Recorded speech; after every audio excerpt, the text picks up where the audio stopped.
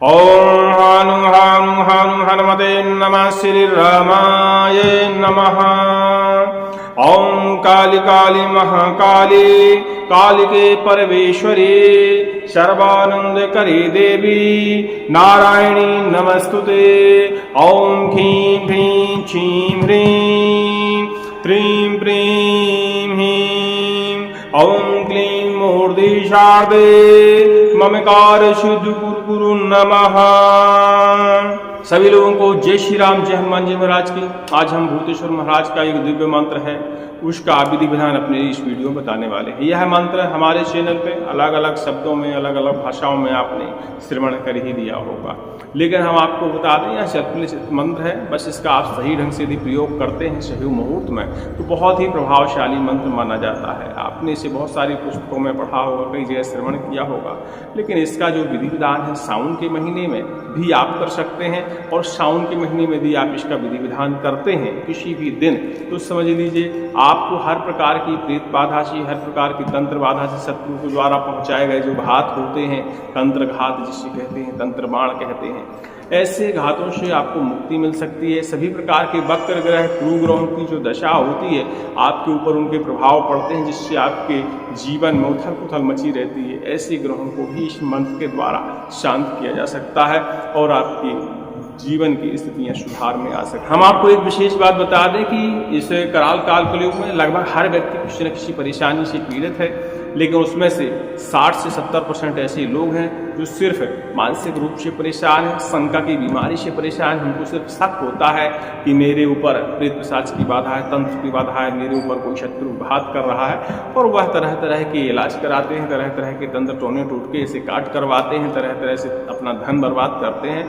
बाद में पता चलता है कि उन्हें असाध्य बीमारी है, और असाध्य बीमारी का देखिए इलाज सिर्फ डॉक्टर ही कर पाते हैं। तो तंत्र मंत्र की तरफ जाइए, लेकिन आप डॉक्टरों का भी ख्याल रखिए, डॉक्टरों की तरफ भी जाइए। यदि आप बीमारी से पीड़ित हैं तो तंत्र मंत्र से आपको राहत तो मिल सकती है, मूर्ति आप ठीक नहीं हो सकते। इस बात का आपको ध्यान देना होता है, क्योंकि अक्सर देखा जाता है कि जब शरीर में लंबे समय तक प्रेत पिशाच नकारात्मक ऊर्जा तंत्र की बाधा रहती है, आप किसी प्रबल झाड़ा मंत्र से झाड़ा फूकी करते हैं या श्रवण करते हैं, उसी क्षण आपकी जो बाधा है वह हट जाती है, लेकिन उस बाधा के कारण उत्पन्न तमाम प्रकार की बीमारियां हमारे शरीर में बनी रह जाती हैं, जिसका इलाज हमें डॉक्टर से करवाना पड़ता है। लेकिन हम सोचते हैं कि अभी हम पूर्णतया स्वस्थ नहीं हुए हैं, चलो एक बार और झाड़ा करवाते हैं, अभी मेरे ऊपर भूत है, प्रेत है, तंत्र है। ऐसी शंका आपके दिमाग में बनी रहती है और आप समय सिर्फ बर्बाद करते रहते हैं, आपकी बीमारी बढ़ती रहती है, और अंत में एक ऐसी स्थिति आ जाती है आपकी बीमारियों की कि फिर डॉक्टर भी जवाब दे देते हैं। तो इन सब चीज़ों का ध्यान रखिए। तंत्र मंत्र के साथ साथ डॉक्टरों के पास भी जाइए, औषधि खाना बंद नहीं करिए,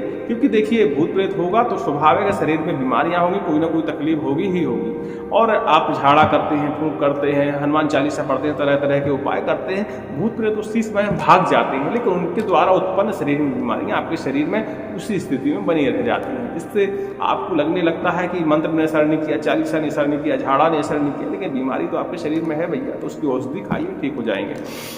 आज हम जो मंत्र आपको बताने वाले हैं भूतेश्वर महाराज का मंत्र माना जाता है। हमने जैसा कि बताया है, हमारे चैनल पर आप श्रवण कर चुके होंगे, यह सभी प्रकार की ग्रह दशा को भी शांत करता है, सभी प्रकार के शत्रु के घात को भी मिटा देता है, और सभी प्रकार की प्रेत पिशाच की बाधाओं को भी दूर करता है। इस मंत्र को सावन के महीने में आप प्रयोग कर सकते हैं। सावन के महीने में यदि इस मंत्र का हम जापन करते हैं, शुद्धिकरण करते हैं, तो यह तीव्र गति से कार्य करता है और आपकी समस्त प्रकार की बाधाओं का हरण करता है। अक्सर देखा जाता है कि लोग भूत प्रेत और शत्रु घात के पीछे परेशान रहते हैं, लेकिन उनकी कुंडली में दोष माना जाता है। अक्सर ग्रहों की दशा के कारण भी हमें भूत प्रेत की बाधा उत्पन्न होती है। लोग हम अपनी कुंडली का उपाय नहीं करते, सिर्फ भूत प्रेतों के चक्कर में भागते रहते हैं, तो हमारे ग्रह शांत नहीं होते। तो अक्सर हम एक जगह झाड़ा करवाए, 10 मिनट के लिए राहत मिली, दूसरे दिन फिर हमें बाधा वही हो जाती है। ऐसा 80% लोगों के साथ देखा जाता है। तो भैया अपनी कुंडली ही दिखवा लिया करिए। यदि ग्रहों की बाधा है तो ग्रहों की बाधा आप शांत करेंगे तो अपने आप ही भूत प्रेत की बाधा हट जाती है। ग्रहों की बाधा जब गड़बड़ होती है, अपने आप संयोग बनते हैं, अपने आप दुश्मन बनते हैं, और दुश्मन आपके ऊपर तंत्रघात करते हैं, भूत प्रेत अपने आप ही दौड़े चले आते हैं और आपके घर की स्थिति बर्बाद हो जाती है। तो ऐसे में कुंडली का दोष आपको पहले मिटाना चाहिए और फिर प्रेत बाधा, तंत्र बाधा की तरफ जाना चाहिए। अक्सर देखा जाता है कि कुंडली के पहले भाव में चंद्र के साथ यदि राहु होता है, 5वें और 9वें भाव में पूर्व ग्रह स्थित होते हैं। ऐसे में भूत प्रेत की बाधा होना स्वाभाविक माना जाता है। तो अपनी कुंडली की अच्छे से जांच कराइए और देखिए कि उसमें कहीं ऐसे योग तो नहीं है। तो कुंडली में यदि योग है तो वहीं ग्रहों का पूजन पाठ कराइए, प्रेत बाधा आपकी अपने आप ही शांत हो जाएगी। ठीक है, चलिए, लेकिन आज जिस मंत्र के बारे में हम चर्चा करने वाले हैं, यह मंत्र ग्रहों को भी शांत करता है, प्रेत पिशाच की बाधा को भी नष्ट करता है और समस्त प्रकार की घातों को भी समाप्त कर देता है। मंत्र एक बार सुनेंगे, बाकी आपको लंबा श्रवण करना है। इस वीडियो के पहले वाला वीडियो आप देख लीजिएगा, आपको इसका लंबा श्रवण उपलब्ध हो जाएगा। मंत्र श्रवण कर लिया करिए, क्योंकि कई मंत्र ऐसे होते हैं जो श्रवण करने मात्र से ही फायदा दिखा देते हैं, लेकिन हर व्यक्ति को नहीं दिखा पाते, किसी किसी को दिखा देते हैं। हो सकता है आपको भी फायदा हो जाए।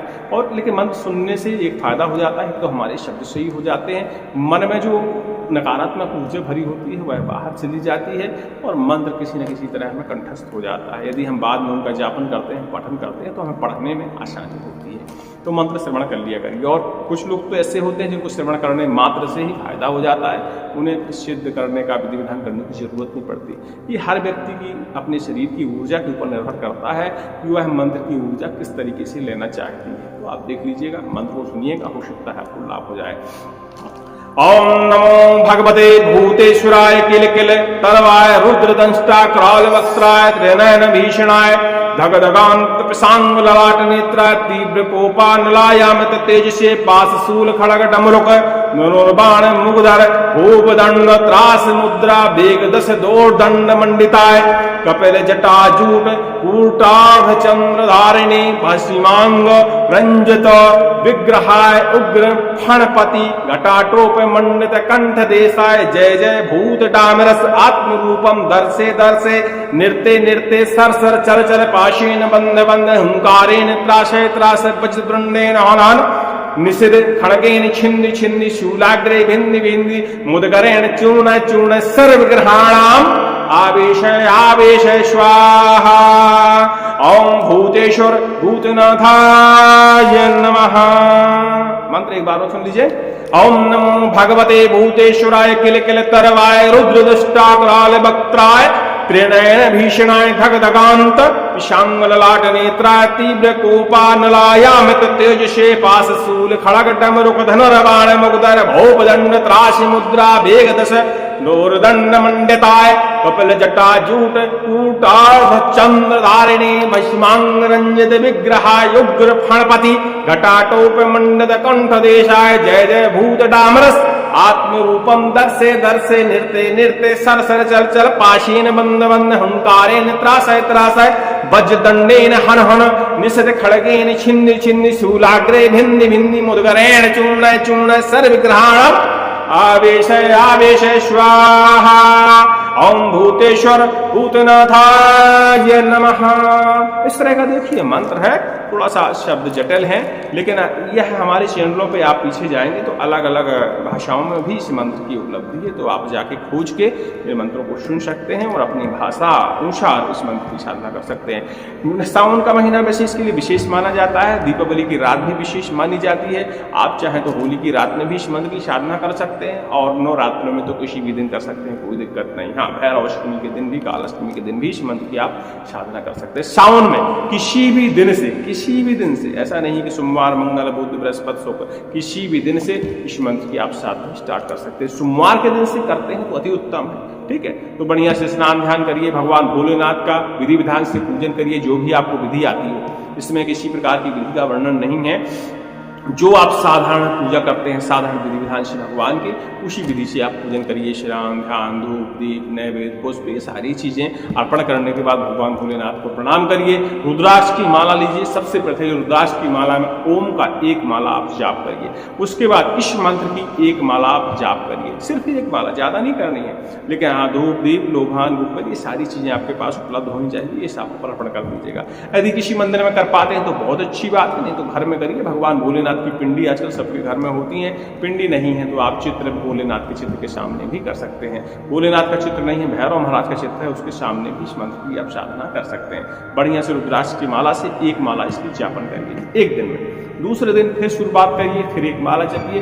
ऐसा आप 11 दिन तक इसकी एक एक माला नित्य प्रतिदिन आप जाप करिए। जब 11वां दिन आपका संपूर्ण हो जाए, 11वें दिन इसी की एक माला जप करिए और एक माला इसी मंत्र के साथ शुद्ध घी के साथ लोभान गुड़ और हवन सामग्री के साथ सारी चीजें मिलाने के बाद बढ़िया से आप हवन कर दीजिए। सिर्फ इतना ही करने की आपको जरूरत है, इतने में ही आपकी ग्रहों की स्थिति बदलने लगती है, ग्रह शांत होने लगते हैं, प्रेत पिशाच और नकारात्मक ऊर्जा आपके घर में होती है, आपके शरीर में होती है, वह आपसे दूर चली जाती है। इसके अलावा शत्रु के द्वारा चलाए गए तरह तरह के घात, बाण, मंत्र, तंत्र, टोना टोटका, वो सारी चीजें भी इसके जापन मात्र से ही समाप्त हो जाती है। लेकिन इतना यदि आपने जाप कर लिया है, समझ लेना चाहिए कि यह मंत्र आपके लिए सिद्ध हो गया है।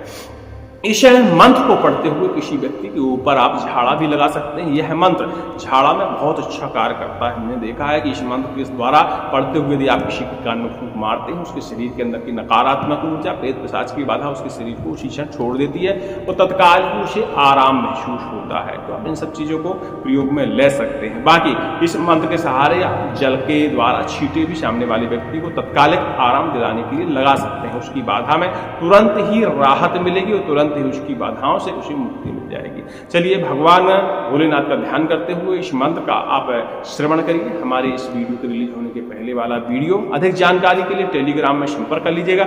इस मंत्र को करने की जो विधि है वह आसानी से हो जाती है। ज्यादा आपको उल्टी सीधे तंत्र क्रियाएं करने की जरूरत नहीं है, सामग्री भी ज्यादा उल्टी सीधी चढ़ाने की जरूरत नहीं है। छोटी सी विधि है, कोई भी आसानी से कर सकता है। अधिक जानकारी के लिए संपर्क कर लीजिएगा। फोन नंबर टेलीग्राम पर उपलब्ध हो जाएगा। शाम को 7 बजे से लेकर 8:30 बजे तक संपर्क का समय है, उसी समय आप संपर्क करें। बाकी